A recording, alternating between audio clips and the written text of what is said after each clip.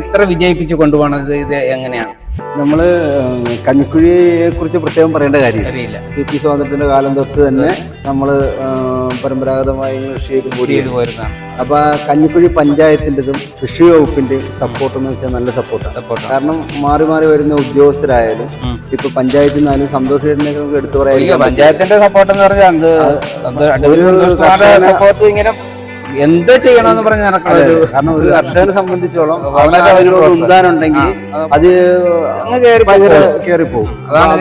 നമ്മളൊരു കാര്യം പറഞ്ഞു കഴിഞ്ഞാല് അത് നമുക്ക് പറയാതിരിക്കാൻ പറ്റില്ല, പേരെടുത്ത് തന്നെ പറയേണ്ടി വരും. അത്ര സപ്പോർട്ടാണ് നമുക്ക് തന്നുകൊണ്ടിരിക്കുന്നത്. പിന്നെ മറ്റുള്ളവരും കൃഷി വകുപ്പിന്റെ നമ്മൾ എന്ത് കാര്യം പറയാൻ വലിയ ഒരു സഹകരണം നമുക്ക് ഭയങ്കര വലുതാണ്. പിന്നെ നമുക്ക് വിപണനത്തിന് ഞാൻ പറയല്ല, കൃഷി വകുപ്പിന്റെ ഔട്ട്ലെറ്റിലൂടെയാണ്, പഞ്ചായത്തിന്റെ കൃഷി വകുപ്പിന്റെ സഹകരണത്തോടെ നമ്മൾ ഏകദേശ ക്ലസ്റ്ററിന്റെ ഔട്ട്ലെറ്റിലൂടെയാണ് നമ്മുടെ സാധനങ്ങൾ വിൽക്കുന്നത്. അപ്പോൾ മറ്റുള്ള